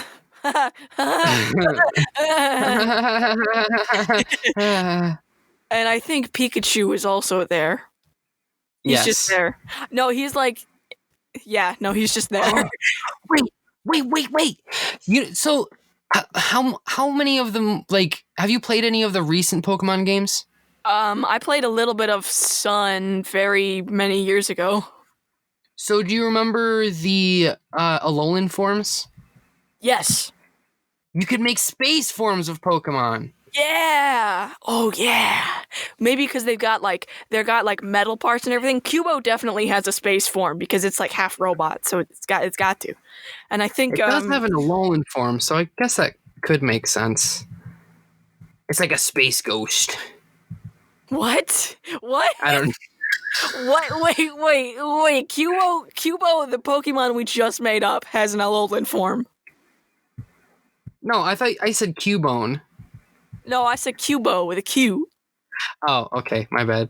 I'm talking about my Pokemon. I'm talking about my Okay. Pokemon. Leave your Okay, other fine. leave the official Pokemon out of this. So I meant like there could be some official ones like Pikachu, but like Pikachu with a space form. Oh, it's Pikachu with a little hat. Okay, I gotcha. But he has a different typing, like a Pikachu space type Pikachu. Yeah, and he's got a little trucker hat. Yeah. What? Wait, It's a trucker hat? It's not. It's not even a spacesuit. It's just like a little hat. It's a little baseball hat that just says "Go Bears." Go Space Bears. Yeah, go Space Bears. That's the most. I've got to say, out of all the fake things that we've created, that's probably the scariest one so far. A bear in space. I'd rather suffocate in space than fight a space bear. Yeah, put me back in the space pod, and I think after that everything would follow the Pokemon format pretty much to form. I mean, we could go over some of the gyms. So there'd be like I think the first gym would be like a grass gym. Okay. Because you start out at like your town, which is like one of the few places that grows food.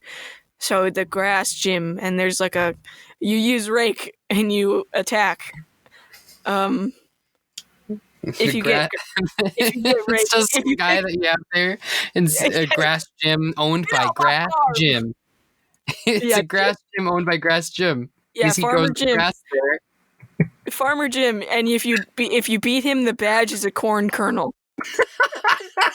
Like a dried out one.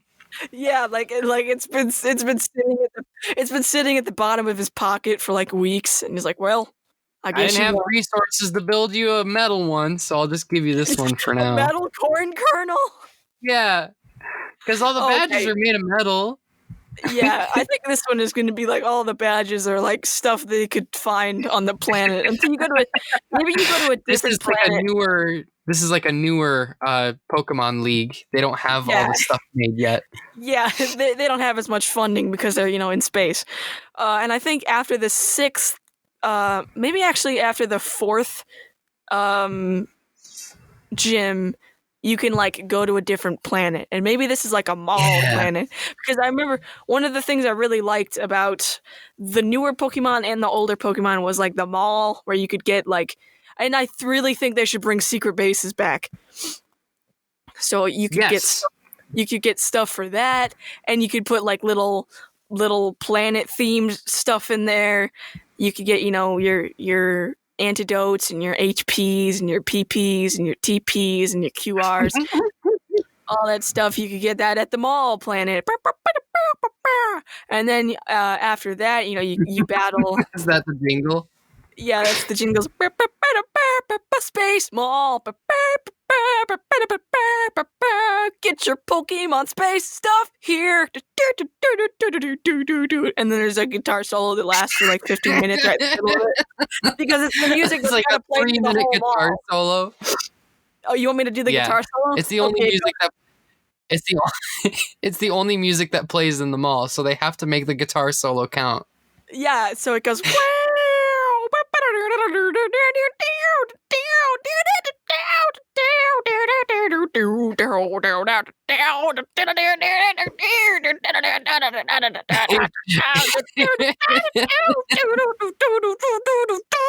on a second. Hang on a second. Hang on a second. Are you gonna No, do it's this the for whole. the actual 3 minutes? Oh, 3 minutes. Oh, buddy, 3 minutes is not nearly 1 enough. minute. Not Oh. nearly enough. This is gonna be like Echoes by Pink Floyd, where it's like 26 minutes long. But like Well, the it's mall soundtrack. Space Mall. Okay. Space Mall. It's mall soundtrack, so it's just got to repeat over and over again. And maybe there's a part where it like breaks down, and there's like a bunch of people whispering where it's like, buy stuff, buy stuff, buy stuff, and then it breaks into 3:18 time. 3:18. Yeah, I don't even know what that would sound like. Well, neither do I. That's why it's space music. And then after maybe there's like 2. Yeah, no, okay, because you know how like in like Emerald and those kinds of games you would like bike over and you'd be in a different town. This is like the same situation, but it's in different space colonies and in planets. So like the first 4 gyms are all in the same colony, and then you have to go to a different space house, and you go and meet those people, and then you go and meet those people, and then the war people are like, hey, we need that little guy. we need your little Glupshido, and you're like, I can't give you him. Glupshido! I was waiting for you to bring him up. I was getting it. Okay. The child. And then, do the baby versions look like Baby Yoda versions of the legendaries? Oh God. I think it'd be really funny if they were just like shrunk down PDFs or PNGs of the legendaries. We'll have to see how much time they give them to actually make the game, but if they really rush it, that's what they look like. Probably 1 year. Yeah. But they usually put a lot of time in the designs. Yeah. Okay, maybe they look like little bath bomb orbs. Okay. No, because it's like the 2B. What's up? It's like those little guys you get and you put them in water and then they grow. Yeah, it's like that.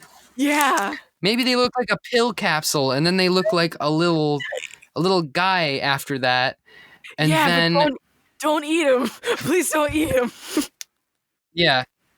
Maybe it comes in an egg first, and the egg looks like a pill capsule, and then it hatches and it turns into a little guy, and then it gets bigger, and then when it's at its biggest, it's the legendary Pokemon. Yeah, and the little form looks like a Wurmple. Something like that, yeah. Like a little wormy guy. Wurmple recolor. But anyway, I think, for the most part, I think that's the game. That's the whole game. That's Kid Caboodle. Do you think are there any elements I've missed? So you talked about the evil organization. We talked about starters. We talked about the setting. I mean, I guess you could talk about like a rival. And maybe the rival. We need a space Gary. And maybe the champion we could talk about. Okay, I will talk about Space Gary. I really miss Gary's Gary. just a guy in the Blue is just a character in the games, so I don't know if unless you wanted to make like a clone of Gary. Yeah, maybe it's like a holographic Gary where he's like 20 years old. But he can still use Pokemon for some reason. Well, it's a very good holographic system. It's a very good hologram, so good that it's physical. Yeah, it's a physical hologram. Some would call it cloning, others would call it science. Not important. So I like to call it magic. I like to call it meth. So, but the A in his name is a 4 because he's like C3. He's like C3PO, but he's Gary. G4 G3RY. Oh no, G4RY. Gary. Yeah, G-Furry. Or if you made and the A an @ sign, you could call him Gatry. Gatry. Yeah, no, I like that better. Let's call him Gatry. And he, there's some other people you meet on your adventures. There's the old man on the bridge who asks you some riddles, and if you answer his riddles, you get a rare candy. There's no HMs in this game. You just have to solve riddles to get to the next location. Every person you meet asks you a riddle, and if you don't answer it correctly, you lose a Pokemon. Maybe that's what the gym leaders are for. They give you, not only do they give you like an item to signify your win, but you get you get the answer to a riddle so that you can go to the next town without people stealing your Pokemon. You get like a coupon that says, "Please don't take my Pokemon today." And if you have it in your inventory and you answer a riddle incorrectly, they don't take your Pokemon. They are like, "Oh, I gotcha. Oh, wait, you got this coupon. Well, I'll see you next time." Jeez. Yeah, and that's the champion is I think the champion would look like a cool chili pepper. Not a literal chili pepper, but just a guy that looks like a chili pepper. I was going to say Bill Nye, but he's not a space scientist, so... No, he's an Earth scientist. Oh, wait, what about... Oh, what's that guy's name? He did that... Shoot, I don't remember his name.